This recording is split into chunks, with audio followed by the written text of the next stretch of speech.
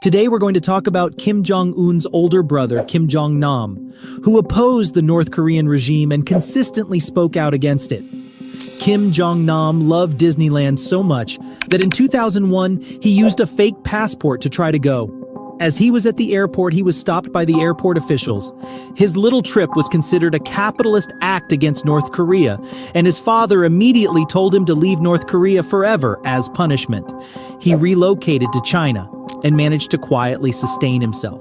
However, his departure from North Korea turned out to be detrimental for the North Korean president, as Kim Jong-nam became an informant for the CIA, supplying them with information. Kim Jong-un feared that America might assassinate him and place his brother in power, allowing them to control North Korea's decisions. It had become a significant threat to him, like a bone stuck in his throat that needed to be removed.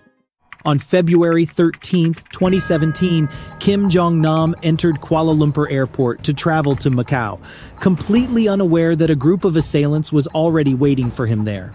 To execute this plan, meticulous planning had been underway for a long time, much like what we often see in movies. A Korean man posing as a TV producer recruited two girls, one from Malaysia and the other from Vietnam, under the guise of launching a comedy show. They were informed that they would be hosting a prank show where they would surprise random people by splashing oil on them, all while a hidden camera recorded their reactions. To build their confidence, this practice went on for several months, using baby oil instead. Little did they know that this innocent setup would eventually lead to their demise.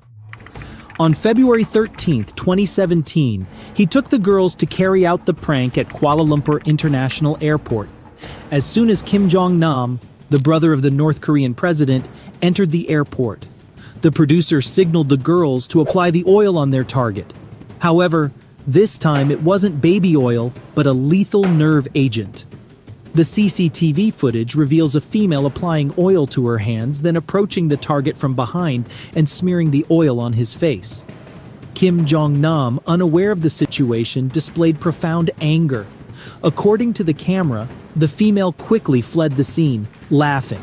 Kim Jong-nam then exited the gate and informed airport officers about the incident. They promptly escorted him to the airport medical facility. While this was happening, a man dressed in black with a suitcase, who had been observing the incident, stepped outside the medical facility to confirm whether the oil had worked on Kim Jong or not. Within 10 minutes, the effects of the oil became evident, and Kim Jong died right there in the medical facility. This was VX nerve agent, and even a small drop of it touching the face can travel to the lungs through the respiratory tract, rapidly attacking the nervous system.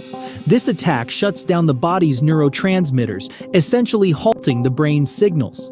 Experts emphasize that if the nerve agent is applied to the face or near the nose, it initiates a countdown to the person's demise. At the airport, numerous individuals played key roles in ensuring the success of this perfect plan.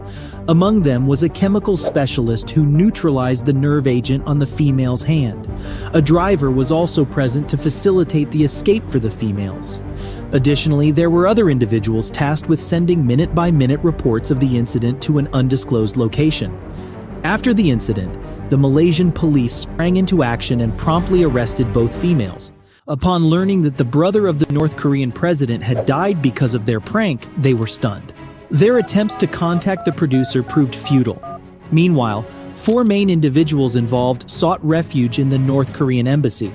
Following the murder, they hastily departed for Jakarta, Dubai, and Vladivostok on pre-booked flights, ultimately escaping back to North Korea. The driver, chemist, and both females, who had been imprisoned for 2 years, were eventually released by the Malaysian police. All the threads of this plan ultimately led back to the brother of the deceased, the North Korean president, Kim Jong-un.